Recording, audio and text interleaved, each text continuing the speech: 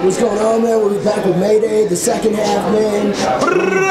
What's going on, man? Y'all just sitting hard on stage. How's your night going? Good. I'm in Joliet. I've been drinking, chilling. Just had a great show. It's our first headlining show ever in the venue in the city. Yeah.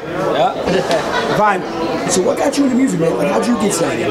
How'd I get into music? Yeah, what was your That's a deep ass question for this time right. that it is. Okay, fuck with that. Damn right. You gotta answer okay, good. Okay, I got it. My father is a singer-songwriter. He plays guitar. My mother is a backup singer. She does vocals, harmony, and shit like that. They met.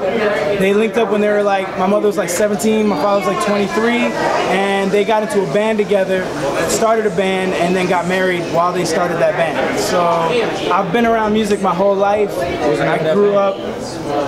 What's the name of that band? I don't know what the fucking name of that band was. I just knew that it was them.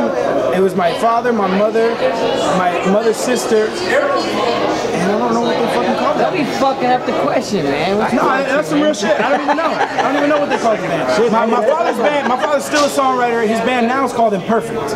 Okay. But I don't know if it's always been Imperfect, because back then they just said this is the music we made. They never told us what the name of the band was. So they flipped my whole world upside down. Hey, but real talk, they basically just came out of it as they really hit with the art rather than or something like that. Right? Yeah, and then the thing is, like, my parents split up when I was younger, so it was always like I had to learn from my dad when I was with my dad, and I had to learn from my mom when I was with my mom. I never got the story all together. Okay, you feel me? Yep. So there's a split story there, and I would learn multiple things from my mom. I would learn multiple things from my dad, and growing up, it was just like music was around all the time. So I got into music because of that. I saw my dad playing guitar and writing songs. I saw my mom doing harmonies and shit. I was like, I want to do all of that. So what's up, man? So, like, who inspired you when you were younger? I mean, you said your parents, but, like, rap industry-wise, who was your inspiration? Who did you look up to? Man, when I started coming up, I was like a huge, like when I first got into hip-hop, I was late. I'm 31. So when I started getting in, I was into Biggie, I was into Snoop, like Doggy Style was the first album I ever owned. My step pops had a Heavy D album. That was like the earliest I go back. And then everything past that, I had to go back. Like Tribe, De La, fucking like Far Side, Hyro. I had to go back for all that. So I had to like go back and dig for that. So that shit I started to go back and dig for. I became a huge A$AP Rock fan. A$AP Rock's the shit to me. They beastin'. Dude, my dude be killing it. I'm a huge LP fan. Company Flows off the meter.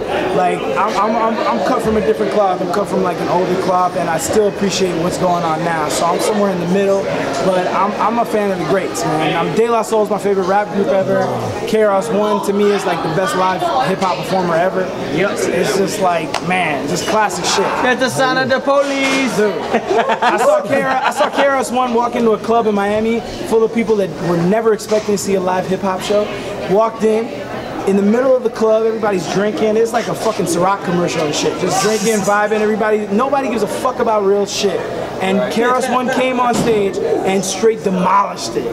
Turned the whole club upside down. Never seen no shit like that in my life. KRS-One to me, that's it, number one. Most def, man. So I heard you guys are starting your tour up. Where you headed to next? So we going to Baton Rouge next. We're to Baton Rouge. We got Tallahassee, Gainesville. We're doing some Florida dates, which is nice because we're from Miami.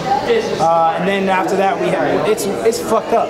We like came up here and we're dropping back down to Baton Rouge, and we're going back down to Florida, and we come back to Lawrence, Kansas, and then we got another like 15 dates after that, which I'm too drunk to even remember right now. So we're going down south and we're coming back north. That's all I know. Most def, man. So where can the fans find you guys at? Where can we find your music at? For me, it's Wrekonize, Wrekonize,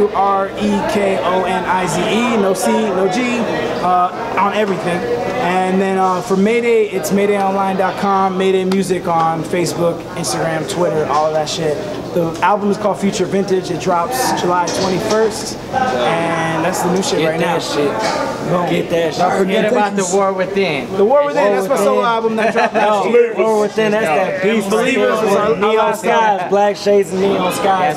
It's like we've done a lot of work in 3 years, and it's taken us. We're just catching up now to realizing the amount of work we pressed into such a small amount of time. And right now, until he surpasses it with this new single, we produced the highest charting single for Tech on Strange Music. So we're trying not to get too caught up in that and just work. But it's nice to sometimes be like, oh, holy shit, we just produced the highest charting single for Tech 9. What the fuck? All right, cool, no doubt.